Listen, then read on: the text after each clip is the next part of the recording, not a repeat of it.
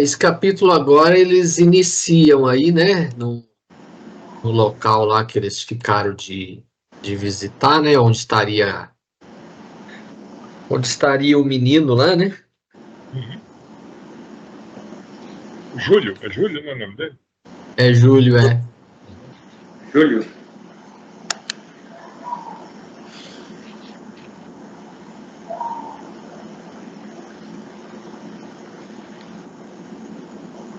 Uma coisa que me deixou em dúvida nesse capítulo é que o Júlio, o garotinho, ele fala mãezinha para 3 mulheres diferentes.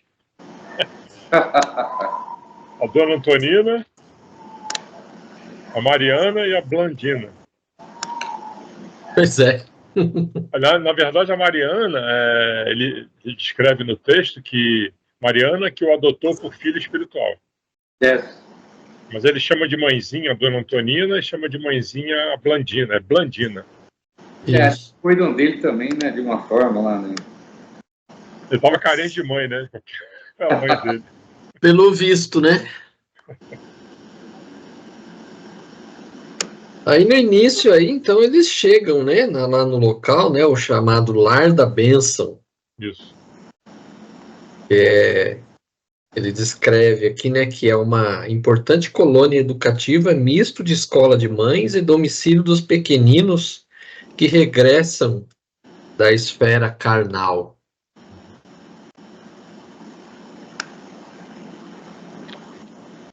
Aí eles chegam porque eles já chegam com 2 pessoas, né? A Antonina e mais uma outra aqui que eu não me recordo o nome.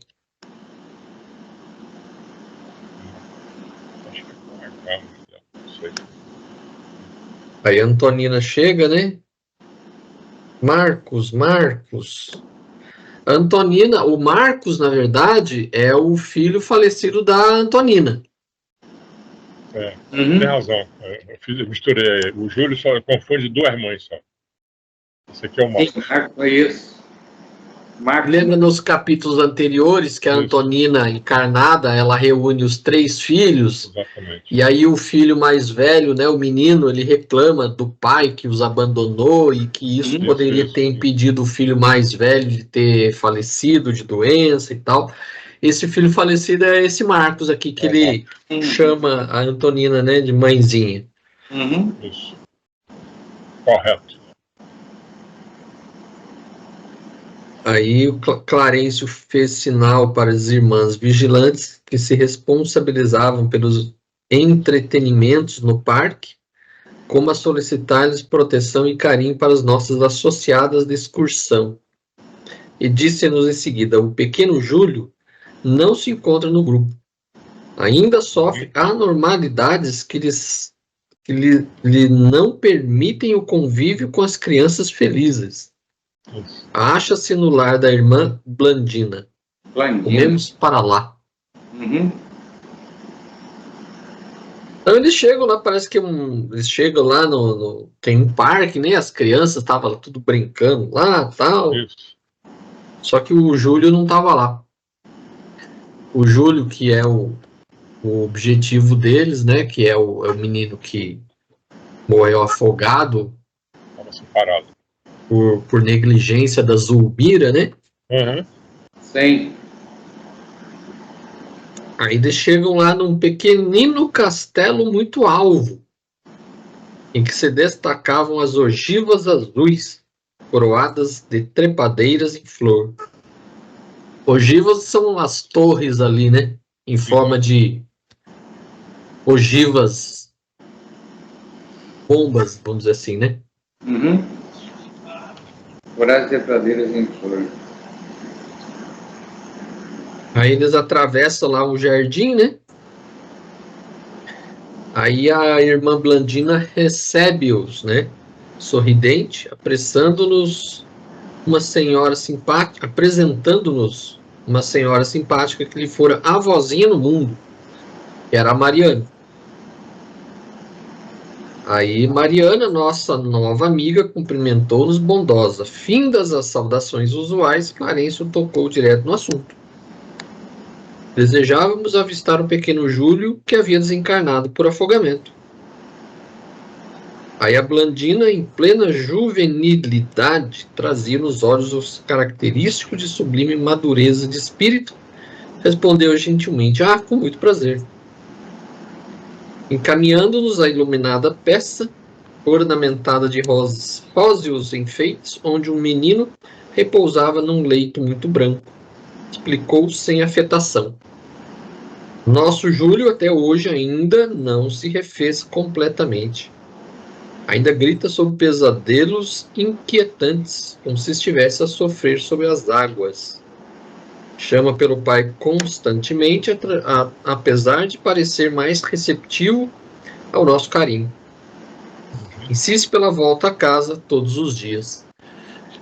Então, aparentemente, ele não tinha se tocado que morreu. Isso. Né? Tava ali ainda achando que estava num local meio estranho. Segundo algumas mensagens que a gente recebeu depois que meu pai faleceu, alguns anos depois que meu pai faleceu, diz que o meu pai estava num hospital e que toda hora perguntava, né, por que ele estava ali. Por que não levar ele para casa dele?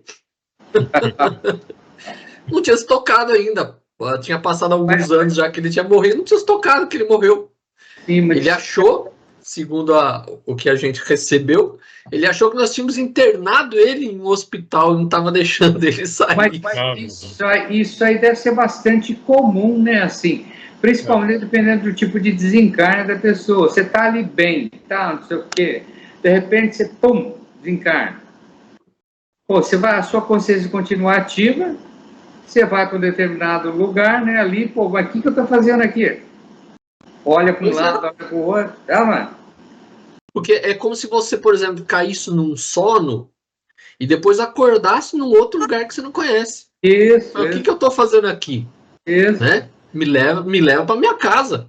Deve ser isso. Agora, a pessoa que tem aquele processo de desencarne mais longo, vamos dizer, a pessoa que já está doente, não sei o quê, todo mundo ali acerca dela, da pessoa e tal, conversando, você está mal, não sei o quê, o médico enganou. Normalmente a família não fala, né? Normalmente a família não fala, porque fica levando em banho-maria ali, tal, não quer que vai, fica naquela, mas a pessoa, de repente, está ali e se dá conta de que uma hora ela vai, daí acho que é bem diferente, né? A minha sogra, por exemplo, a minha cunhada, ela é fisioterapeuta. Daí ela estava no estado de câncer, no pâncreas, mas diz que o câncer de pâncreas é o pior que existe, né? Aí ela ficou em casa um tempo, nascia à noite, levantava, ia para o banheiro, evacuava, não sei o que e tal.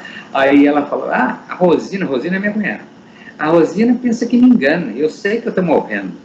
Falava assim na lata, entendeu? Então ela deve ter ido consciente, partiu consciente e tal. Aí o médico falou, leva para o hospital, lá e pelo menos a gente dá um medicamento para ela fazer a passagem mais sossegada. Aí foi para o hospital e desencarnou. Mas quando a pessoa tem noção que existe alguma coisa lá do outro lado, às vezes a pessoa cai em si mais rapidamente. Mas meu pai, por exemplo, não acreditava em vida após a morte. Então para ele estava vivo. Daí fica mais complicado, né? A minha sogra, ela assim, não comentava nada assim, respeito, era católica por definição aí geral de todo mundo. O que você é? Eu sou católico. Mas dificilmente frequentava igreja, esse tipo de coisa. Mas ela foi meio que consciente, assim, da morte, né? Agora, deve ter, obviamente, encontrado lá depois e falou, não, realmente, deve ter entrado num estado de consciência quando chegou lá com mais facilidade, né?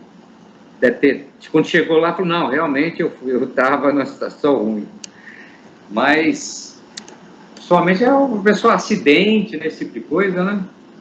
Você não espera, de repente, pum, acorda do outro lado sem saber o que está acontecendo, né?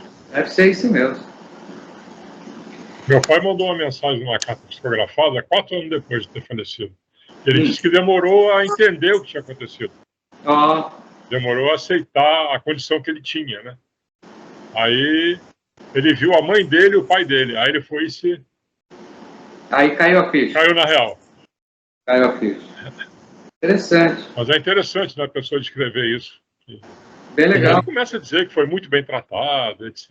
E recebeu muitos conselhos, né? Muitas pessoas falando com ele para fazer isso, fazer aquilo, que a família estava aqui, ele tinha que olhar pela família, etc. Mas foi interessante ele dizer que demorou um tempo para... A gente não sabe qual é o período de tempo, né, de lá e daqui, mas ele disse que levou um bom tempo para entender o que tinha acontecido. E seu pai, ele frequentava alguma coisa, tinha alguma consciência religiosa? Ele era católico, depois passou a frequentar centro de Umbanda, mas ele não tinha uma religião, ele dizia que era cristão, entendeu? Já tá bom. Tava bom.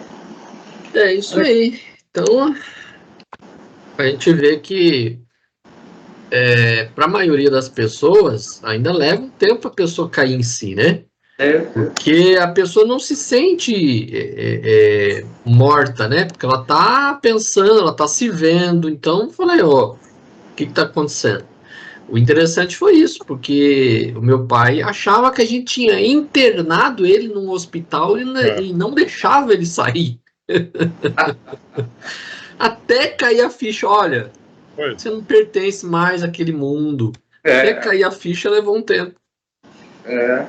A gente viu alguns personagens ao longo desses livros aí, que acontecia isso, né? A pessoa dizia, quando é que eu vou para casa? Né? Quando é que eu não estou bom ainda? Isso.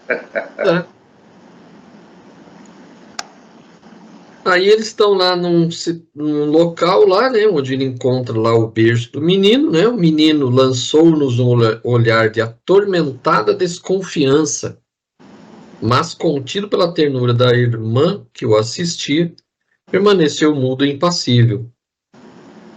Aí pergunta, né? Ainda não se mostrou em condições de partilhar os estudos com os outros? Perguntou o ministro interessado. Não, informou a interpelada.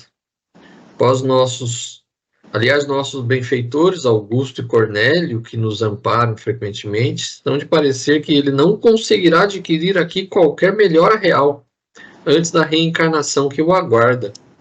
Traz a mente desorganizada por longa indisciplina. Então percebe-se aqui pelo diálogo, ele tinha uma aparência de criança, mas a mente já era praticamente uma mente de adulto. E a gente vê mais à frente que realmente teve uma turbulência danada na vida dele. Sim. Então isso está influenciando agora. Mas é interessante isso aí, né? Não conseguirá adquirir aqui qualquer melhora real antes da reencarnação que o aguarda. Ou seja, ele só vai começar a pagar, colher isso reencarnado, né? Interessante. É porque eu acho que a situação em que ele... Depois vai descrever aqui mais para frente, né? A situação dele. Mas a situação dele é tipo assim, ali não tinha remédio muito fácil de aplicar, ele tinha que passar realmente de volta pela reencarnação para poder começar a reorganizar as ideias dele, a começar a recuperar vamos dizer assim, da enfermidade que ele passava. Mas ali, no mundo material, ele tinha que passar pela matéria para poder, vamos dizer assim, purgar os problemas que ele estava passando. Ele, inclusive, foi suicida, né? Então, ele estava muito bem. O cara que foi suicida... Sim. Bom, a gente não sabe o que ele já passou, né? Mas... É que, numa situação dessa... Vamos dizer assim, precisa de um remédio mais forte, né? O remédio forte é a reencarnação, ele voltar à carne. Não tinha como ali aplicar qualquer medida para melhora dele. Aí, bem humorada, né? A moça fala, né? É um paciente difícil. Felizmente, dispomos de a cooperação de nossa devotada Mariana, que o adotou por filho espiritual, até que retorne ao lar terrestre. Foi preciso segregá-lo nesse quarto, tamanha gritaria que se entrega por vezes. Mas não tem recebido tratamento magnético aconselhável, né? Indagou Clarencio. Diariamente recebe o auxílio necessário, esclareceu Blandina com humildade. Eu mesma sou enfermeira. Passes e remédios não faltam. E a irmã conhece o caso e suas particularidades? Sim, conheço. Eulália tem vindo até nós. Lastimo que a mãezinha de nosso doente não esteja em condições de ampará-lo. Então a mãezinha é a Odila, né? Que também também estava desencarnada, né? E estava ali mais ocupada obsidiando a Zulmira, né? Então, o menino desencarnado estava no local e a Odila desencarnada estava ali fazendo o trabalho de infernizar a vida da Zulmira. Sim. E aí ela que poderia estar ali junto com o menino para tentar acelerar a melhora dele, né? Ela também não estava em condições, porque ela também estava mentalmente desequilibrada, né?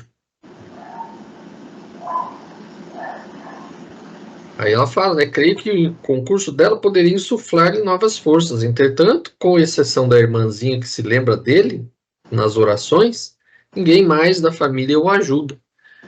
Então a menina que ficou encarnada lá, ela é que nas orações dava, né, uma amenizada aí, né? A tal da Evelina, né? Evelina, que era a irmã mais velha. Você vê a importância da oração, né? De você orar por uma pessoa. Sim. Apenas uma, só a irmã orava por ele, é muito pouco, né, pela situação. Por isso que eu digo sempre, às vezes a minha esposa fala, tô lembrando, tô com minha irmã na minha cabeça, sonhei com a minha irmã, falei, reza. Reza? Provavelmente a pessoa tá precisando. Exatamente, ora por ela. Outro dia ela sonhou que estava abraçando a irmã, eu falei, reza. Reza qualquer oração, faz uma oração na sua cabeça, reza o Pai Nosso bem rezado, mas reza por ela. Porque muitas vezes a pessoa pensa, para fazer, de repente, né, vamos fazer uma missa, que não sei o quê. Às vezes uma oração, você todo dia ali fazendo uma oração para pessoas já ajuda muito. Porque no próprio livro dos Espíritos é colocado, né, que os Espíritos se sentem felizes quando são lembrados. Então a oração é uma forma de lembrar da pessoa, né? Então quando você faz a oração, o Espírito ele fica feliz por ter pelo menos ter sido lembrado. Verdade.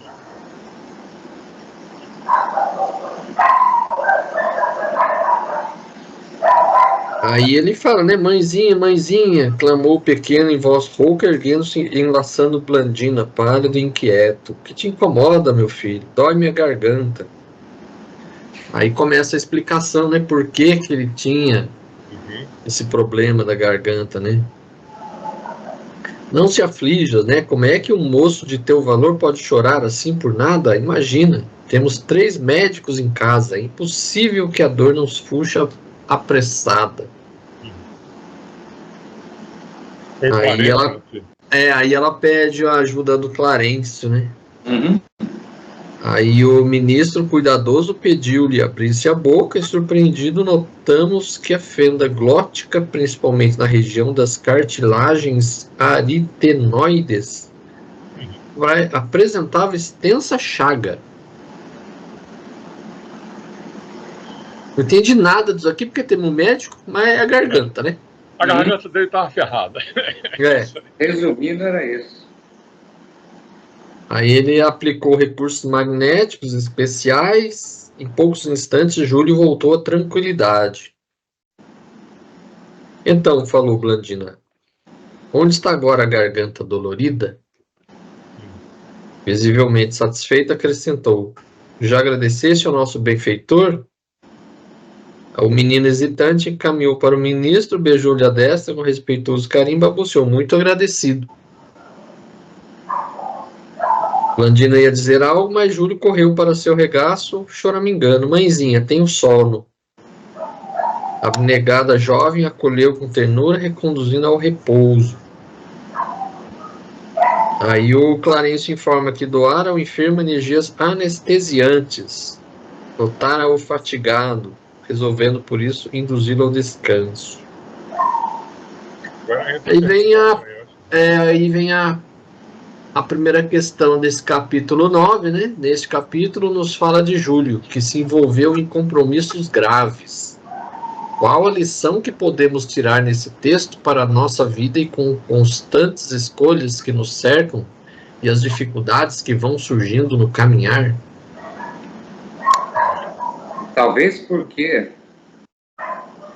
nos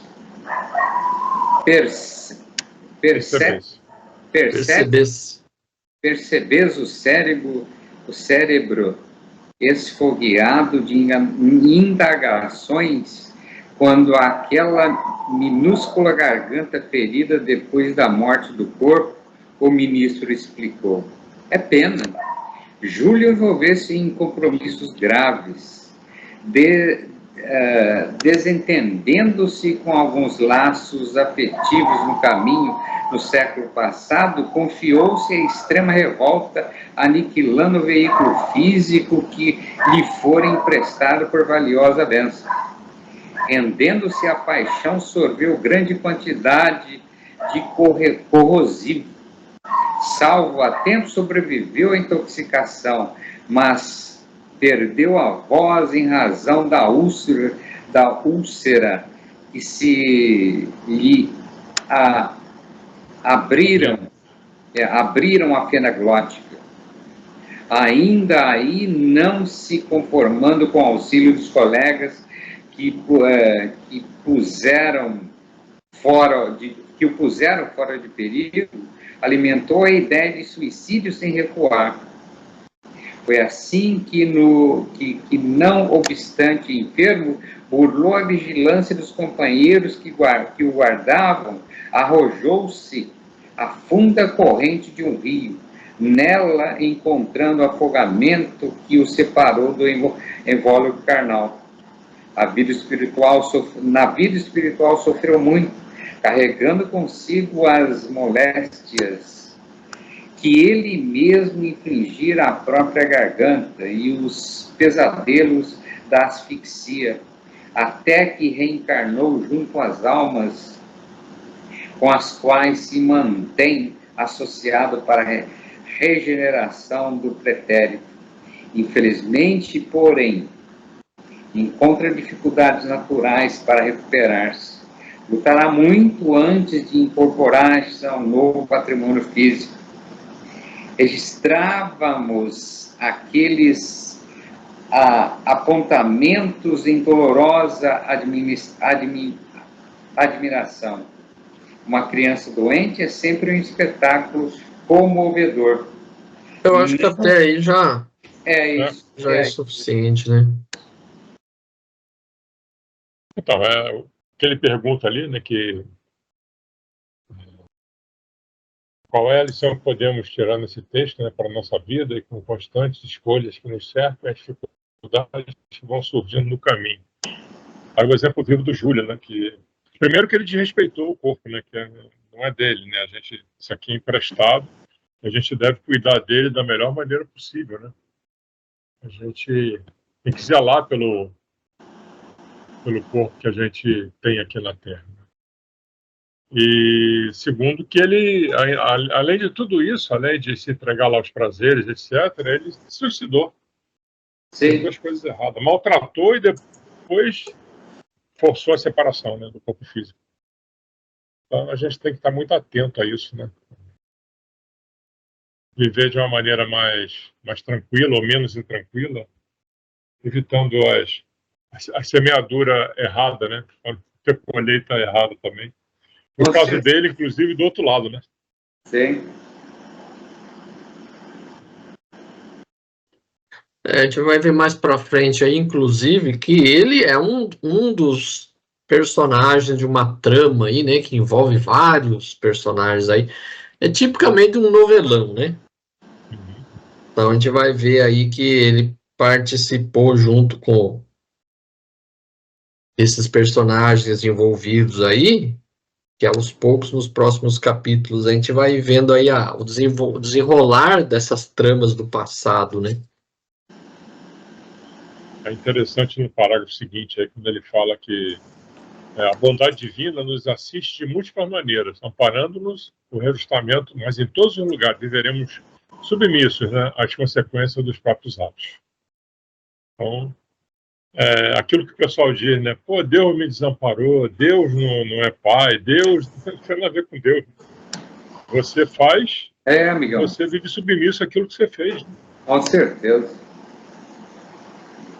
A bondade divina fica olhando, né? Porque, na verdade, assim, por que doutrinas reencarnacionistas não fazem sucesso? Né? Por que as pessoas não aceitam a doutrina da reencarnação? Porque ninguém quer aceitar a consequência dos atos que a gente comete aqui, a responsabilidade nossa em responder por aquilo que a gente faz. Uhum. Então, por que catolicismo, as religiões protestantes, que não são reencarnacionistas, o Islã, que não é reencarnacionista, por que eles fazem muito mais adeptos? Porque a natureza nossa do ser humano, infelizmente, ainda é fazer um monte de besteira e depois dizer, Deus vai me perdoar, Deus vai fazer isso para mim, Deus vai me chamar, se eu me arrepender, Deus me perdoa. Uhum. Então é muito mais fácil eu acalentar a ideia de que eu não vou responder pelo que eu fiz de errado, porque Deus vai me dar a graça do perdão. Isso. É muito mais fácil isso do que encarar uma doutrina que vai dizer, olha, meu filho, Deus está só te observando e você vai colher tudo que você plantou. Você fez coisa errada, você vai se lascar. Sim. Ninguém é adepto de uma ideia desse tipo. A maioria não aceita esse tipo de coisa. Porque a gente resiste muito. A gente resiste muito em admitir, inclusive, que a gente errou. Sim. A gente sempre busca subterfúgios aí de arrumar um culpado, ou então jogar a responsabilidade para outro, ou então até mesmo para Deus, muitas vezes. Né? Essa história, né? Deus quis assim. Como assim? Jogar nas costas de Deus a culpa por um desastre, por exemplo?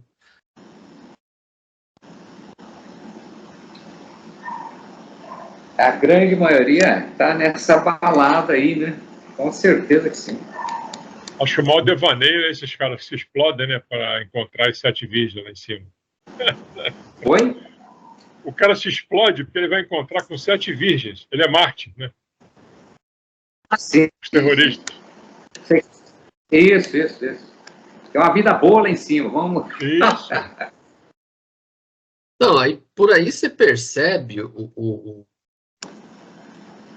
grande absurdo que essas doutrinas que criam uma ilusão de paraíso se você cometer atos abomináveis, inclusive. Uhum. Isso foge à razão, né? Se a gente parar para pensar racionalmente, a gente não tem condições de acreditar numa coisa dessa, que Deus vai me dar um paraíso se eu explodir um monte de gente.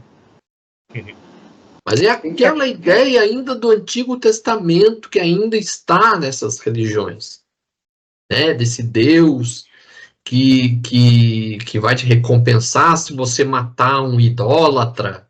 Uhum. É uma ideia da divindade muito ainda ali da Idade da Pedra. Uhum. Mas é aquele negócio. A palavra de Deus não pode ser discutida. Que está ali na Bíblia, né, que está no Alcorão, é a palavra de Deus, não pode ser discutida. A interpretação que ele dá, né? Pois é. E aí a gente vê essas situações. No caso do Júlio, por exemplo, a gente vai ver, né, o porquê, né? Não vou dar spoiler aí, mas a gente vai ver o porquê na frente aconteceu tudo isso com ele, né? E ele acaba cometendo um ato extremo sem imaginar as consequências, né? Por isso que fala assim, né? Qual lição podemos tirar desse texto para a nossa vida e com constantes escolhas que nos cercam e as dificuldades que vão surgindo no caminhar? Ou seja, é para a gente pensar nas dificuldades como obstáculos a nos dar um crescimento, um aprendizado, e não algo que vá me causar um dano. Em primeiro lugar, a gente tem que imaginar sempre assim, as dificuldades é para aprendizado, não é para nos punir. Exatamente. Né?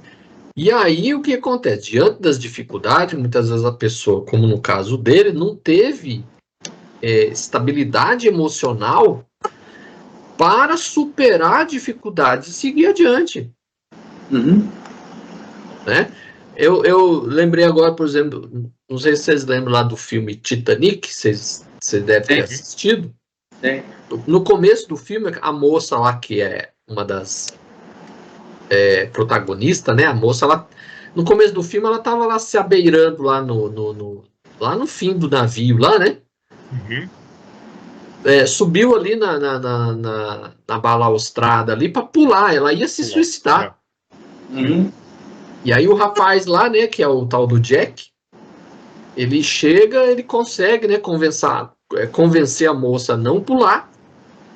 E aí depois ele fala uma frase assim, o que poderia ter acontecido, porque ela fala assim, você deve estar pensando, pobre menina rica, que não deve ter, né, dificuldade nenhuma, querendo se matar por quê, né?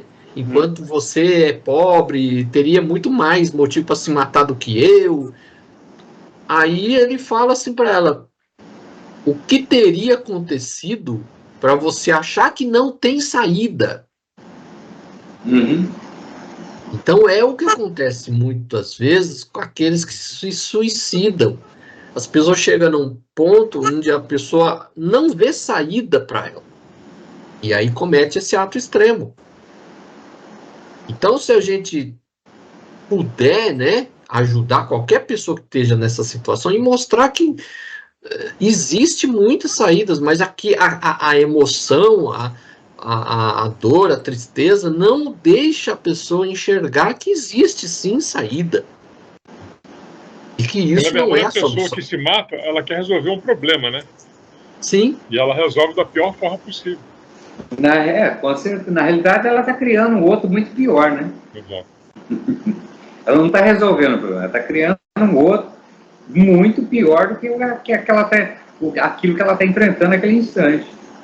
É difícil você convencer uma pessoa de que não, tem saída e tal, mas a dor deve ser tão grande que ela fala, a única saída é sair da vida. E muitas vezes, como o Cláudio falou, ela não vê a saída porque está deprimida, por exemplo. A depressão é terrível, a depressão leva ao suicídio fácil. Então, é meio caminho andado, o pessoal fala. Semana passada mesmo uma senhora tentou se matar, tomou um monte de comprimido para dormir, foi para UTI lá. Uma senhora já com mais de 70 anos. Então, complicado, né? Sim. É bastante difícil você conseguir mostrar para uma pessoa nessa situação que existe uma saída. Exatamente. É muito difícil. Por isso, você precisa ter muita psicologia nessa hora, né? Bastante difícil, cara. E aí a nossa fraqueza, a nossa incapacidade de superar isso ainda é muito grande, né, cara? Mas a gente sempre faz aquele cavalo de batalha, você se fecha de tal forma. Isso é fruto da nossa imperfeição, com certeza, né?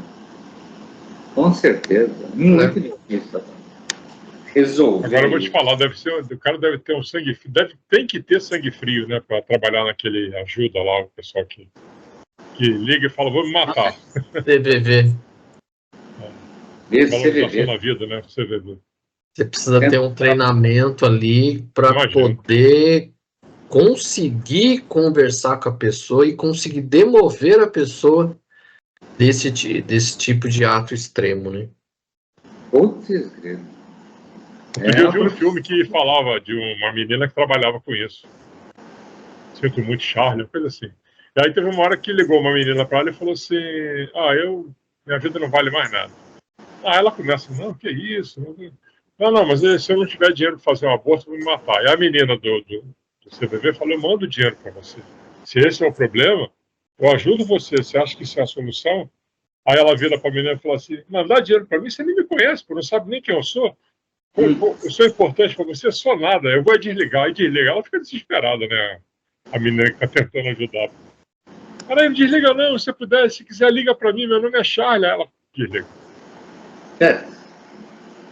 A menina duvida dela, né? Você vai se importar comigo? Você nem me conhece. Pois é, complicado, né? Aí a segunda questão, né? O fato de Júlio ser devedor da lei isentaria a madrasta por sua negligência? Claro que não, né? Foi uma negligência anunciada, programada, né? Não justifica. Ela alimentou o desejo da morte do garoto durante muito tempo, né? E na primeira oportunidade ela falou, opa... O comentáriozinho no final desse capítulo, ele já explica um pouco, né? Quando ele fala, né? Há poucos instantes comentávamos a sublimidade da lei. Ninguém pode trair-lhe os princípios. A bondade divina nos assiste de múltiplas maneiras, amparando-nos o reajustamento. Mas em todos os lugares viveremos jungidos às consequências dos próprios atos, de vez que somos herdeiros de nossas próprias obras. O assunto constitui a preciosa sugestão para interessantes estudos, mas antes de anunciar qualquer pergunta, busquei aspirar a longos alços as baforadas frescas de vento que carreavam para o recinto vagas sucessivas de agradável perfume. Ou seja, ele poderia até ter esse compromisso, né, de passar pela morte por afogamento em decorrência do ato feito no passado. Mas ao concorrer para esse fato, ela também adquiriu débitos perante a lei. Isso aí. Então poderia ele ter, se estava programado que ele tinha que falecer afogado, alguma outra circunstância aconteceria. Sim. Sem precisar da concorrência dela. Exato. Mas aí, ao ser negligente, ela entrou na roda também, né? E aí ela adquiriu. Então, o fato dele realmente ter esse compromisso, e ao colaborar com isso, ela não fica isenta do negócio, né? Ela vai também ter que reajustar o seu compromisso aí com a lei. Eu vi um filme outro dia que o cara tava com câncer e aí ele entra para como é que se diz? Ele queria complicar a vida de um bandido. Aí ele entra para prender o cara e começa a provocar o cara. E o cara fala assim, olha, eu vou te matar, cara. Fala, duvido. Aí começa aquele papo assim, o bandido vai e mata ele com bastão de beisebol, não sei o que, blá, blá. Aí, quando ele morre, o bandido descobre que ele estava com câncer. Aí o cara falou, pô, então eu não matei, ele já ia morrer mesmo? Aí o detetive, ó, você vai pegar uma cadeia braba por causa disso. Aí eu lembrei agora da história. Eu vou complicar a vida desse cara, porque eu vou morrer mesmo, eu tô terminal, então eu vou pedir para ele me matar, vou ficar instigando ele. E o bandido se complicou. Aí quando soube, não, mas ele já ia morrer de câncer. Tá bom. Uma pessoa assim, é que nem no hospital, né? O cara tá lá no finalmente, lá vem o enfermeiro e colabora, né, para abreviar o tempo do cara. Sim. Porque você pode estar ali, só resta ali 1 hora de vida para você. Vem alguém, desliga o aparelho que você está ligado, você colaborou. Aliás, eu estava pensando outro dia na questão da eutanásia, né? A pessoa que colabora, ela não tem não vai, como se diz, adquirir débitos? Então, os países que admitem a eutanásia, né? Se a gente entender que a morte ela tem que vir no tempo que tem que ser, qualquer um que colaborar com isso vai adquirir um certo compromisso. Porque quem facilita a morte dos outros está colaborando, então vai ter também alguma responsabilidade. Acho que em alguns lugares isso é legal, né? Nos Estados Unidos, se eu não me engano. Na Suécia, na Suíça. Suécia. Se eu não me engano, na Suíça é legalizado. Tanto que teve um casal de idosos que estavam doentes, eles tinham sido políticos lá na Holanda, se não me engano. E eles fizeram o procedimento de eutanásia, os dois juntos. Eles aplicam uma injeção, a pessoa paga, depois aplica a segunda, a pessoa vai. E a família pode assistir, pode ser feito em casa, negócio todo.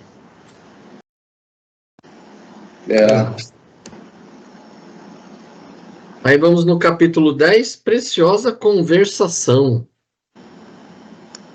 Vamos lá. Blandina, que parecia bastante versada nas questões de infância, associando-se à conversação que Clarencio desenvolvia, considerou com interesse. Efetivamente, a lei é invariável. Contudo, a criança desencarnada muitas vezes é problema aflitivo. Quase sempre dispõe de afeiçoados que a seguem de perto, amparando-lhes o destino. Entretanto, tenho observado milhares de meninos que, pela natureza das provações em que se envolveram, sofrem muitíssimo à espera de oportunidades favoráveis para a aquisição dos valores que necessitam. E, sorrindo bondosa, acrescentou: o caso de Júlio não é para mim dos mais dolorosos. Tenho visitado departamentos de reajuste em que se demoram irmãos nossos arrancados à carne violentamente, como frutos verdes da árvore em que se desenvolvem. Processo de mente enfermiça que só abençoadas estações regenerativas na carne conseguem curar. Poderíamos receber de sua experiência alguns exemplos objetivos? Indagou Hilário, curioso. Aí entra a pergunta 1, né? Aí ele pede para explanar sobre as frases, né? A primeira frase, sobre a invigilância nos processos reencarnatórios, onde mentes que não se acautelam contra o desvio da inteligência e se utilizam da vaidade e astúcia. Então ela diz. São muitos, ponderou a nossa interlocutora, gentil, temos para demonstração mais prática os absurdos da megalomania intelectual. Há pessoas na Terra que não se acautelam, quer dizer, não têm cuidado, né, contra os desvarios da inteligência e fazem da astúcia e da vaidade o clima em que respiram. Insistem na inércia do coração, abominam o sentimento elevado que interpretam por pieguismo e transformam a cabeça num laboratório de perversão dos valores da vida. Não cuidam senão dos próprios interesses. Não amam, que são egoístas, né, senão a si mesmos. Não percebem, contudo, que se ressecam interiormente e nem imaginam os resultados cruéis da celebração para o mal. Frequentemente, na luta mundana, avultam na condição de dominadores poderosos, com vastíssimo potencial de influência sobre amigos e adversários, conhecidos e desconhecidos. Mas esse êxito é ilusório. Caem sob o guante da morte, com grande alívio dos contemporâneos, e passam a receber as vibrações de repulsa. Semelhantes criaturas naturalmente são vítimas de si mesmas e sofrem os mais complicados desequilíbrios mentais. Depois de períodos mais ou menos longos de purgação, após a transição da morte, voltam à carne necessitadas de silêncio e solidão para se desvencilharem dos envoltórios inferiores em que se enredaram. Assim como a semente precisa do isolamento na cova escura para desintegrar os elementos pesados que a constrigem para novo desabrochar. Vai por aí, né? Quer ler um pouco aí? A moça mostrou inteligente sorriso e continuou. Imaginemos que na Terra que a Terra se recusasse a auxiliar as sementes que esperam reviver. O solo expulsá-las-ia e, em vez dos germes libertados para a vitória da plantação, teríamos tão somente pevides secas, em aflitiva inquietude, desorientando a lavoura.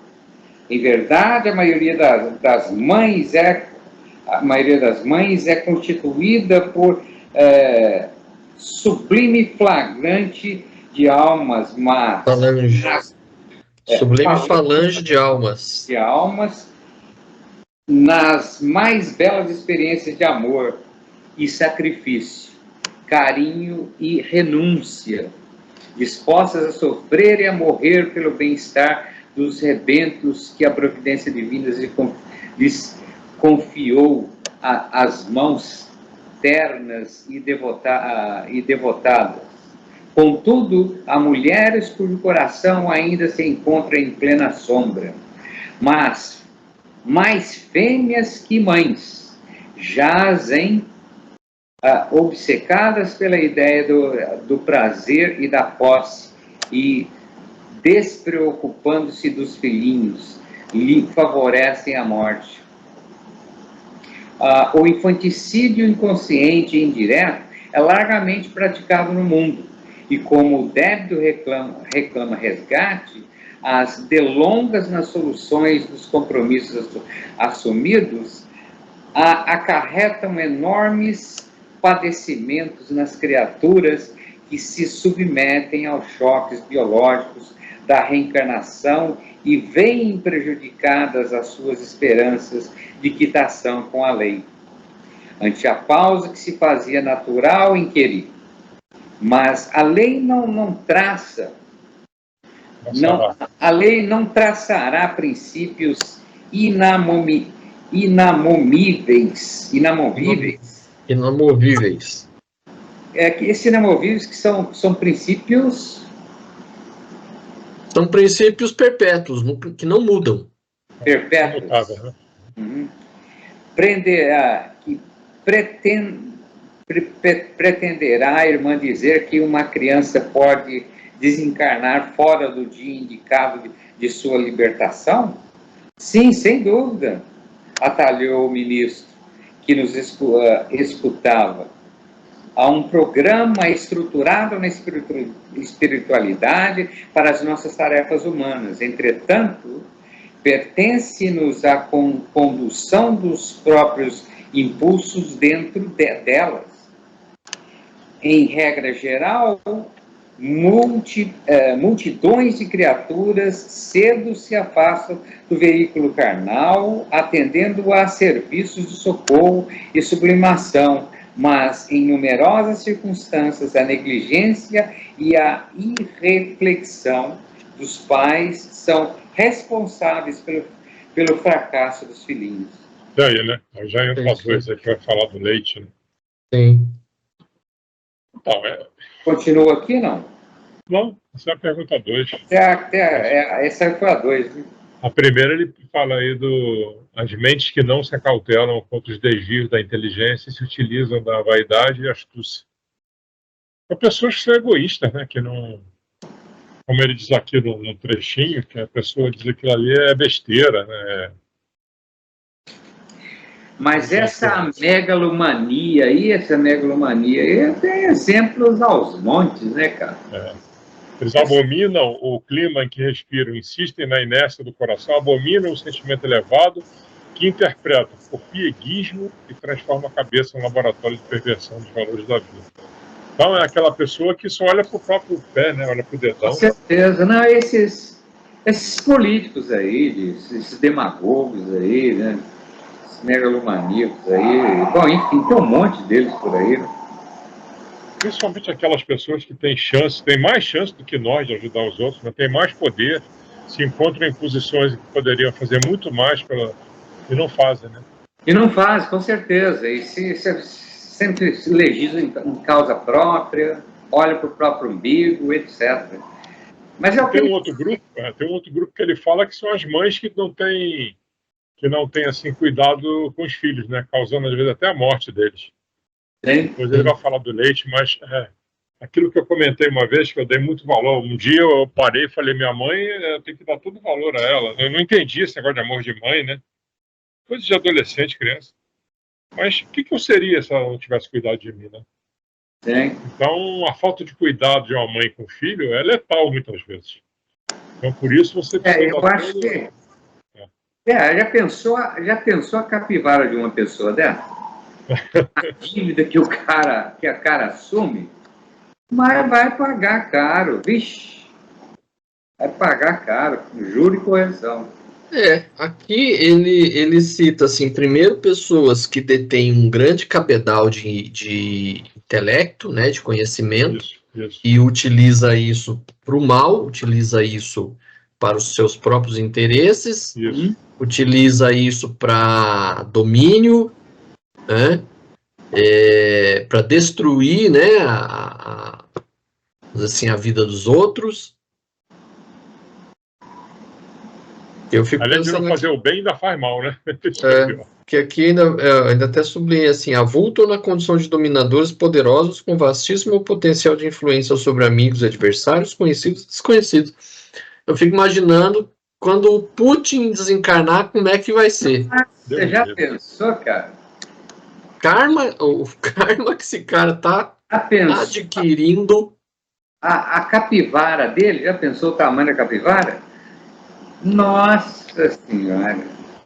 O nosso amigo netaniano fica muito atrás, não, né? Porque eles já mataram inocente ali, não. Pelo amor de Deus. Esse também não, esse também não, pelo amor de Deus. O cara quer dizimar os palestinos, o cara quer dizimar mesmo. Deus o livre. Tá louco. Mostrava uma matéria aí hoje, não sei em que canal, as crianças com panela na mão esperando para botar comida, né? Uma farinha lá que eles estavam dando. Você vê o olhar de fome da pessoa, cara, impressionante. Puta, né? Fica claro ali, todo mundo passando fome. Não, teve um menino que morreu de inanição. Mostrou assim, ele tava só pele e osso. Isso. Ah, Deus o livre, Deus o livre, Deus o livre. E o Putin lá, uma cara de pau. Você viu o circo que ele monta, né, cara? Foi reeleito. Montou tudo armado, né? Monta um circo lá atrás, aquela molecada que fica atrás dele, como se tivesse, né, unindo o país em torno de um bem, né? Em torno de uma ideologia. E até o fim da picada, o cara é picareta mesmo, né, velho? Eu não queria estar na pele dele. O Ocidente não tem por que duvidar do processo eleitoral na Rússia, que é um dos mais modernos do mundo. É cara de pau mesmo, né? Não, isso aí... Rapaz, faz barba com óleo de peroba, né?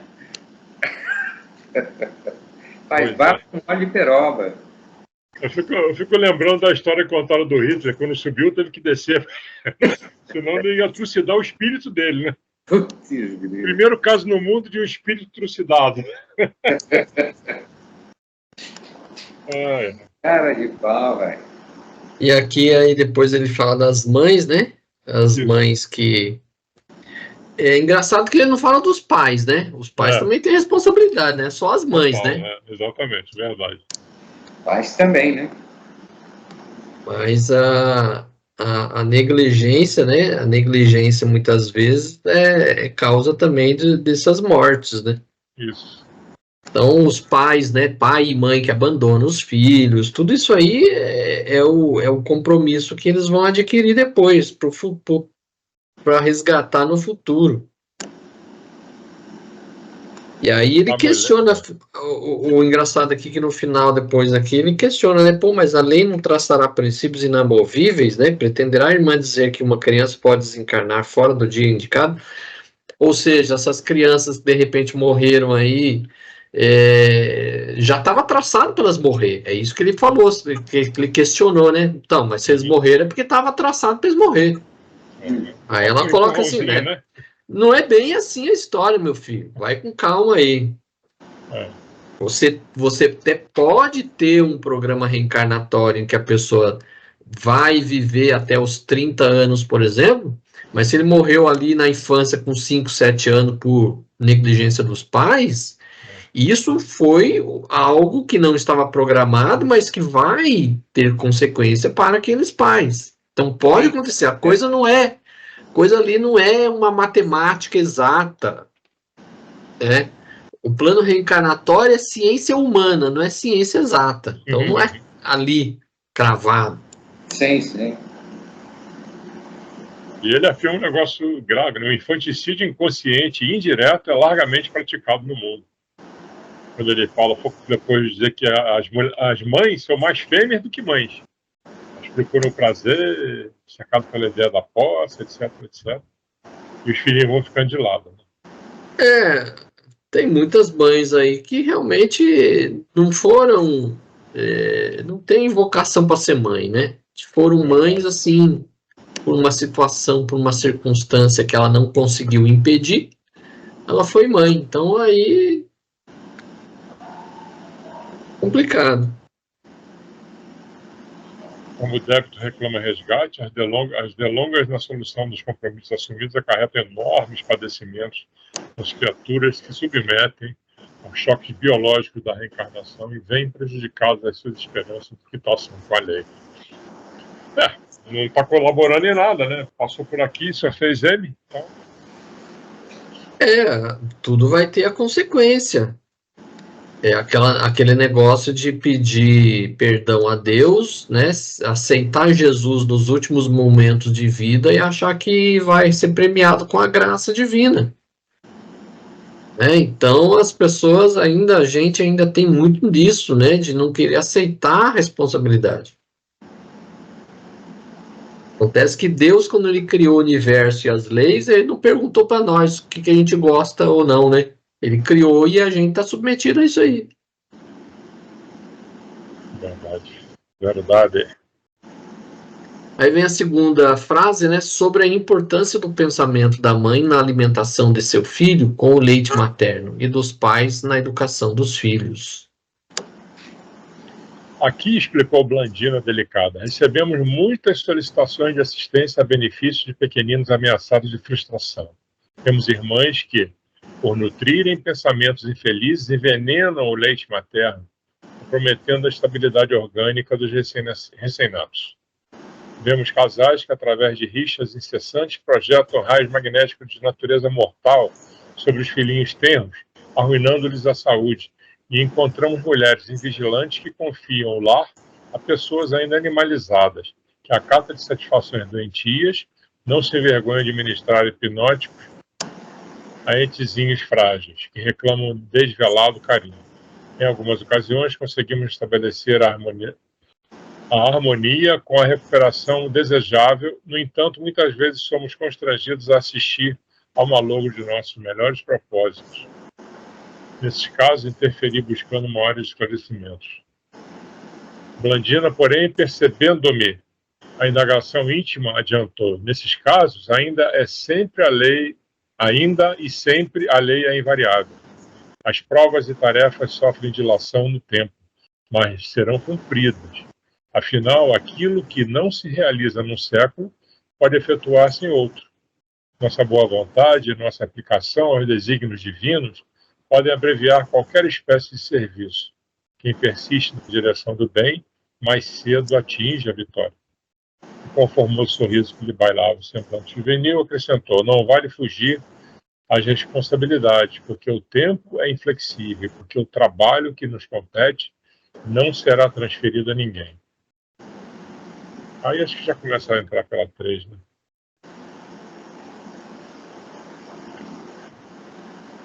Não vale fugir à responsabilidade porque o tempo é inflexível, tá?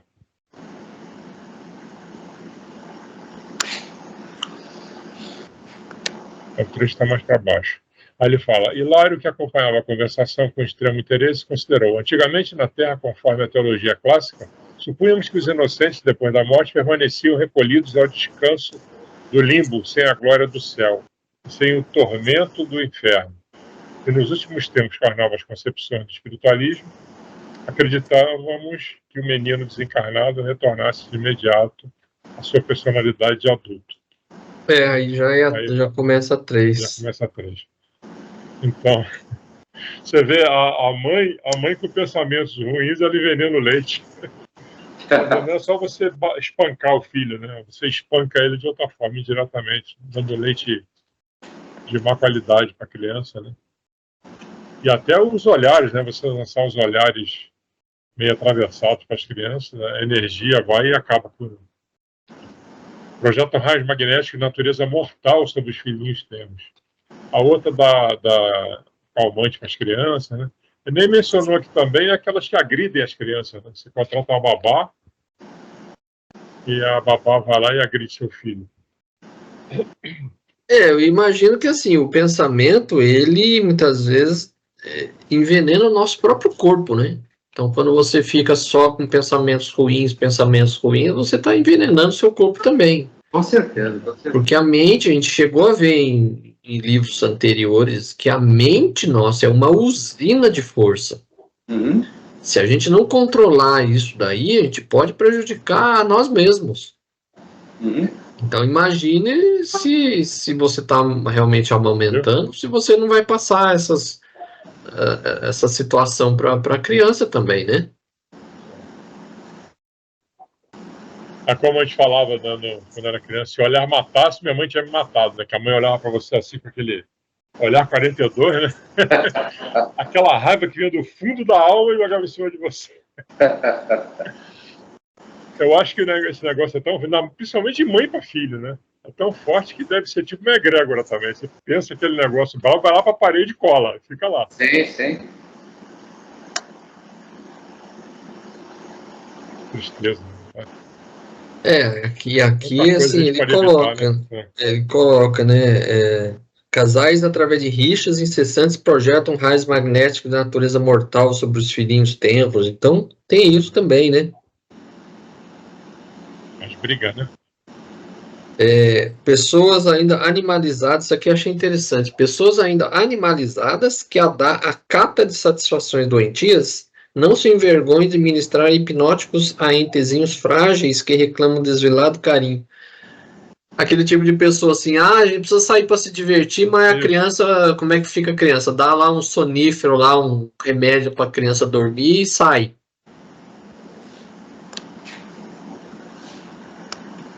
O que é crime, inclusive, né, perante os homens aqui, né?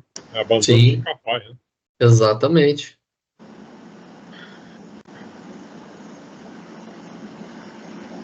Aí, nesses casos, né, interferir buscando maior esclarecimento, aí a Blandina coloca, né, nesses casos ainda e sempre a lei é invariável. As provas e tarefas sofrem dilação no tempo, mas serão cumpridas, afinal. Aquilo que não se realiza num século pode efetuar-se em outro. É isso aí.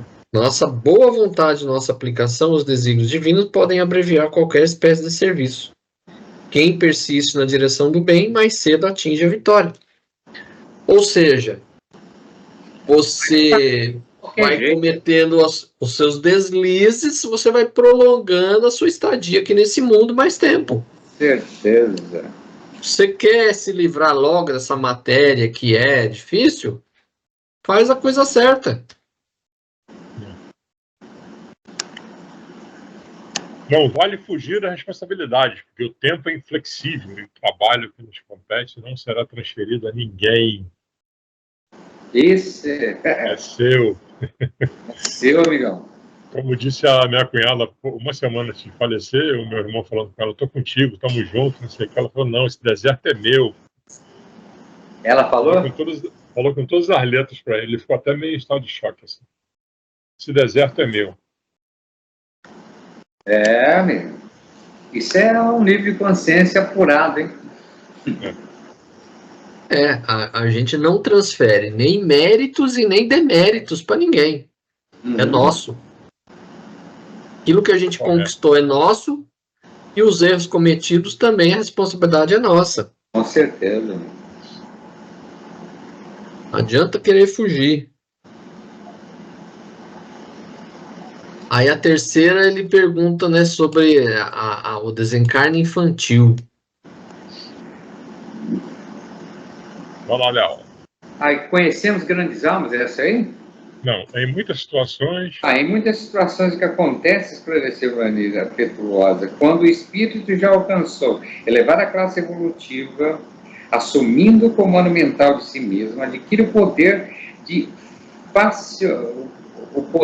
facilmente desprender-se das imposições da forma, superando as dificuldades da desencarnação prematura. Conhecemos grandes almas que renasceram na Terra por brevíssimo prazo, simplesmente com o objetivo de acordar corações queridos para a aquisição de valores morais, recobrando, logo após o serviço levado a efeito, a respectiva apresentação que lhes era costumeira. Contudo, para a grande maioria das crianças que desencarnam, o caminho não é o mesmo. Almas ainda encarnadas no automatismo inconsciente acham-se relativamente longe do autogoverno.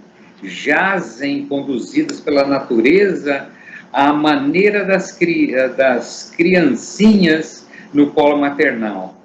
Não sabem desatar os laços que as aprisionam ao rígido princípio que orientam o mundo das formas, e por isso exigem tempo para se renovarem no justo desenvolvimento. E por esse motivo que não podemos prescindir dos períodos de recuperação para quem se afasta do veículo físico na fase infantil, uma vez que depois do conflito biológico, da reencarnação e da desencarnação, para quantos se acham nos primeiros degraus da conquista do poder mental, o tempo deve funcionar como elemento indispensável de restauração. E a variação desse tempo dependerá da aplicação pessoal do aprendiz à aquisição de luz interior pelo próprio aperfeiçoamento moral. Encontrávamos até aí, não? Ou continua, né? Eu acho que até aí. Até aí. Encantava-nos a exposição. Ele questiona a questão do desencarnamento, do desencarne na fase infantil, né? Por que o desencarnado, quando criança, ele continua se apresentando como criança e não como espírito adulto? Né? Porque mas no livro é um espírito bem evoluído, né? Apesar de ser criança. Né? No livro dos espíritos é colocado que o espírito ele recobra a sua aparência original mesmo desencarnado quando criança. Aqui o que ela coloca é assim: depende da condição de cada espírito. Isso. Então, aqueles ainda muito materializados, né, eles têm dificuldade de recuperar sua forma original. Que ela coloca assim, ó. Em muitas situações, porque aqui ele pergunta, né? Conforme a teologia clássica, supunhamos que os inocentes, depois da morte, permaneciam recolhidos ao descanso no limbo, sem a glória do céu e nem os tormentos do inferno. Porque o limbo foi criado para isso, porque questionou-se, mas a criança que morreu, por exemplo, com 1 ano de idade, ele não fez nada de errado para ir para o inferno, também não fez nada certo para ir para o céu. Para onde ele vai? Criou-se o limbo. Então acreditava-se que as crianças mortas, elas iam para o limbo. Permaneciam recolhidos ao descanso do limbo, sem a glória do céu, sem o tormento do inferno. E nos últimos tempos, com as novas concepções do espiritualismo, acreditávamos que o menino desencarnado retomasse de imediato a sua personalidade adulta. Então aí, de acordo com a nova concepção que o espiritismo veio trazer, falei, não, o espírito, ele é adulto. Desencarnou como criança, ele retoma a sua aparência de adulto, a sua aparência de espírito. O que ela coloca é isso, que aí vai depender da classe evolutiva do espírito. Então, aqueles ainda muito apegados à matéria, aqueles ainda muito atrasados, eles ainda mentalmente se veem como crianças. Nesse pedacinho que ele fala, conhecemos grandes almas que renasceram na Terra por brevíssimo prazo, simplesmente com o objetivo de acordar corações queridos para a aquisição de valores morais. Eu lembrei da Tiana, que uma vez eu perguntei a ela, Tiana, poxa, por que uma criança de 2 anos morre com um tiro na cabeça? Ela falou, muitas vezes, eu falei, o espírito que já veio cumprir o que faltava para ele, muitas vezes não, é para acordar a família. É o que ele está dizendo aqui, né? A família está desviada e o sofrimento é tão intenso com aquilo ali, que você dá uma guinada na sua maneira de pensar. A perda daquele ente querido tão tenro, né, tão jovem, faz você repensar na sua vida. Que ele diz aqui, na aquisição de valores morais, recobrando logo após o serviço levado a efeito. A respectiva apresentação, etc. Sim. Foi isso que eu entendi. Né? Se aplica bem ao caso aqui.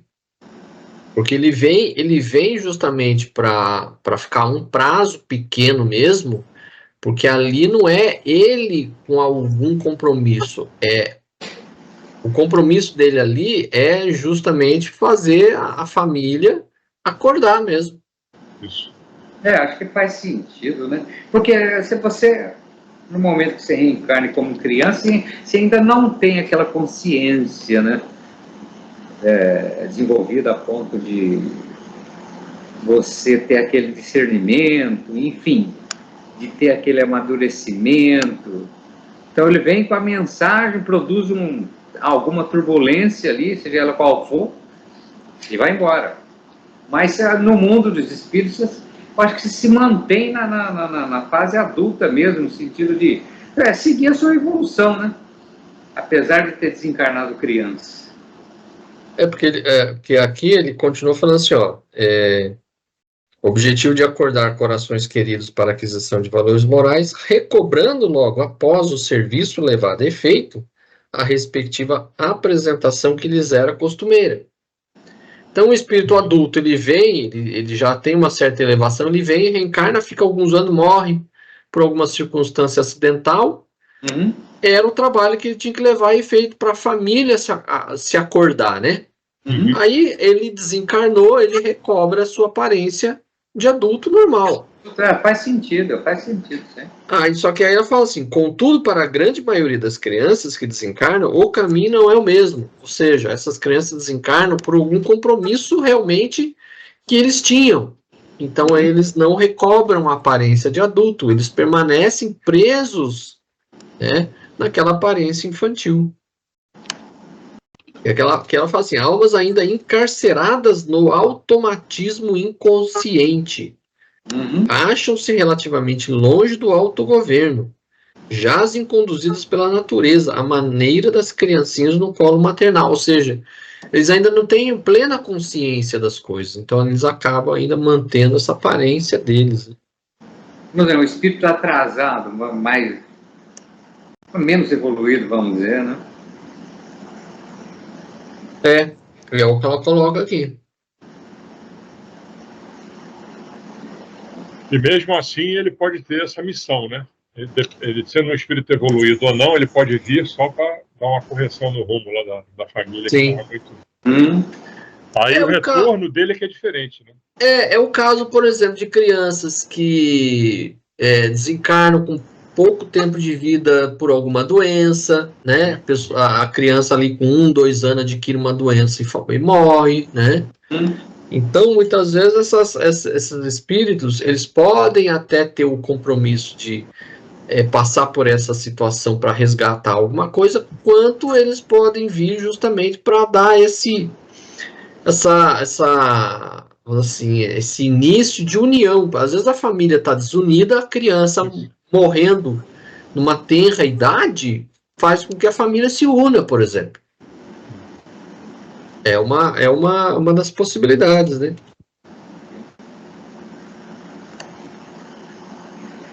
E aí ela coloca assim, que esse desenvolvimento do espírito para ele passar a ter essa consciência e poder recobrar essa aparência normal do espírito após o desencarne infantil depende de cada um, porque ela fala que o tempo deve funcionar como elemento indispensável de restauração. A variação desse tempo dependerá da aplicação pessoal do aprendiz à aquisição de luz interior, através do próprio aperfeiçoamento moral. Então, à medida que os espíritos vão aperfeiçoando-se moralmente, no desencarne infantil, ela recobra sua aparência normal. Uhum.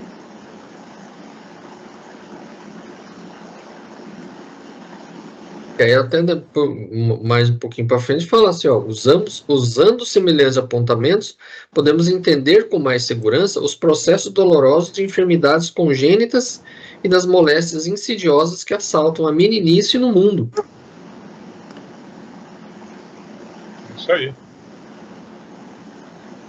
Aí ela cita aqui uma série de doenças, né? Isso.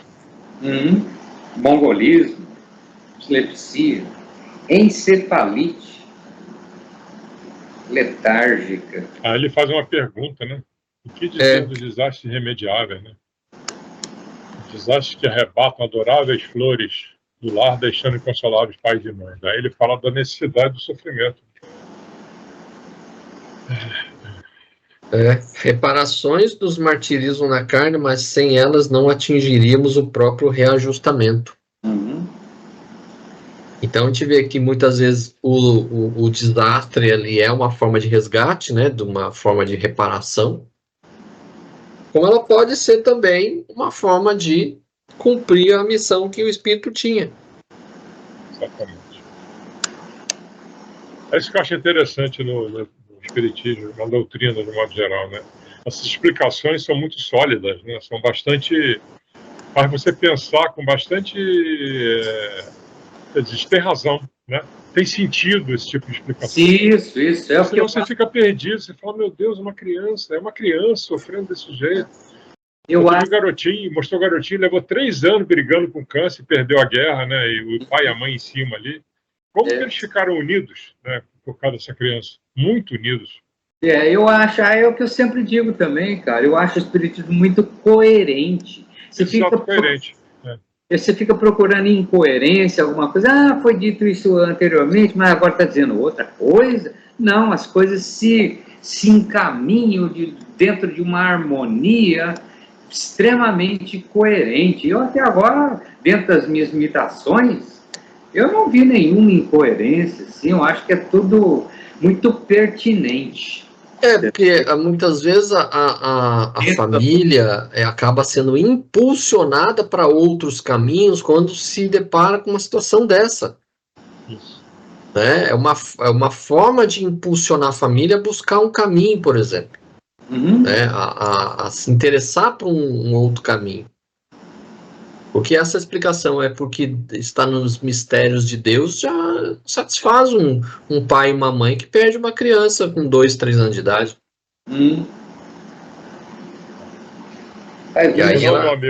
Como um amigo meu falou, Deus não existe. Depois que o filho dele morreu com 2 anos, ele falou, eu nunca mais vou entrar numa igreja, nunca mais vou rezar, não quero saber de Cristo. Deus não existe. Acabou. Você comentou isso uma vez, eu lembro. Terrível isso, ouvir isso de uma pessoa é muito, muito ruim. É difícil. E depois ela coloca, né? Cada qual de nós renasce na Terra, apreciou o início, a exprimir na matéria densa o patrimônio de bens ou males que incorporamos aos tecidos sutis da alma. Patogenia, na essência, envolve estudos que remontam ao corpo espiritual, para que não vejam um quadro de conclusões falhas ou de todo irreais. Voltando à Terra, atraímos os acontecimentos agradáveis ou desagradáveis, segundo os títulos de trabalho que já conquistamos, né? Ou conforme as nossas necessidades de redenção. Então, tudo tem uma explicação, tudo tem uma causa. Com certeza. É isso. Essa frase que vem agora da pergunta 4, esse parágrafo, eu achei sensacional. Uma coisa que eu nunca imaginava. A 4, né? A carne, um vaso divino, uma espécie de carvão milagroso. Bem humorado acentuar, a carne, de certo modo, em muitas circunstâncias, não é apenas um vaso divino para o crescimento de nossas potencialidades, mas também uma espécie de carvão milagroso absorvendo-nos os tóxicos e resíduos das sombra que trazemos no corpo substancial. Interessantíssimo isso. Reparei então com mais insistência a figura suave de Blandina, porque se dedicar a ela assim aos trabalhos tão complexos. Não seria mais justo ouvir aquela conversação dos lábios? Isso aqui é legal também ela explicar. Da simpática Mariana, que ali se achava junto de nós em sua posição de matrona respeitável, externei os meus pensamentos perguntando com discrição à jovem o porquê da grave tarefa de que se incumbia. Blandina apagou a luz do sorriso que lhe adornava o semblante, como flor aberta que se fechasse de súbito. Pesado silêncio pairou no recinto. Mais generosa e simples adoçou a expressão fisionômica e falou quase conselheirial. Fui casada em minha última existência e somente há 3 anos terrestres me vejo de novo na vida espiritual. Não pude acariciar meu filhinho em meus sonhos recentes de mulher, mas hoje sei que preciso reeducar-me no amor de mãe, consoante os débitos que contraí no passado. Realmente sinto grande afeição pelas crianças, contudo, tenho igualmente enormes dívidas morais para com elas. O assunto se escalava para um círculo particular, que devia ser sagrado aos nossos olhos, por isso mesmo Clarence fez mudo sinal para mim, e a conversação foi canalizada para outro rumo. Ela tinha débito, né? Então, essa questão de mãe, né? Com certeza ela foi uma mãe, uma fake mãe. Mas essa da carne é muito interessante, né? Aqueles filtro de torneira que você põe lá, não tem carvão ativado, né? O carvão, ele limpa as impurezas, né? A ideia é essa, né? A ideia é limpar, só que não funciona. Aquele carvão, eu digo isso por experiência, eu tenho filtro em casa, eu usei um desses carvão, desses filtros aí com carvão interno, e ele começa a soltar partículas, e na saída da vela, ele tem uma telinha. Vai soltar umas partículas pequenininhas de carvão, e ele entope o fio. É verdade. Ele não funciona. Chega um ponto que começa a não passar água mais. Antigamente um cigarro que tinha carvão ativado. O cara dizia que retia os venenos da nicotina. Brincadeira, né? Sim. Terrível isso daí, mas tá bom. Nosso corpo é um carvão, mas também uma espécie de carvão milagroso. E você vai pagando pato, né? Então, aí não é você que tá como é que se diz, destruindo o seu corpo, né? São as coisas que você enfrenta, né? Que ele vai filtrando. Para que você possa melhorar espiritualmente, é isso, né? O corpo funcionaria, no caso, como um mata-borrão, né? Ele é um filtro, né, que absorve, né, aquelas coisas que você traz no seu perispírito, né, no espírito, no perispírito. Então ele vai absorver isso aí e vai dar tipo uma limpada, né, uma limpada aí na sua aura, né?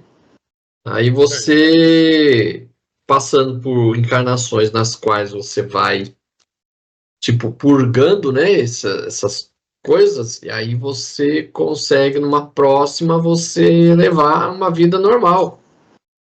Que é o caso do menino aí, né, que ingeriu veneno, né, para se matar, não conseguiu, ele pulou no rio e se suicidou afogando-se, né?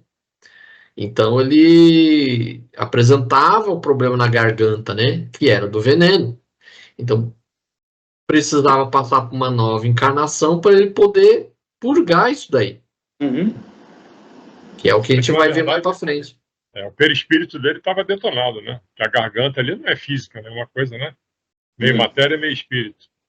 Outro dia eu vi uma entrevista do Divaldo, achei interessante, ele dizendo que ele faz uma bateria de exames e ninguém acha que ele tem. Mas ele não está bem. Ele sabe que não está bem e que o tempo dele aqui na Terra falta muito pouco. Mas ninguém descobre o que ele tem. Ele já fez vários exames e... Não acho. Mas eu não estou bem, ele fala. Não estou bem. Eu sei que eu não estou bem. Essas coisas, os exames que só enxerga a matéria, não vai ver, né? Não vai ver. Sim.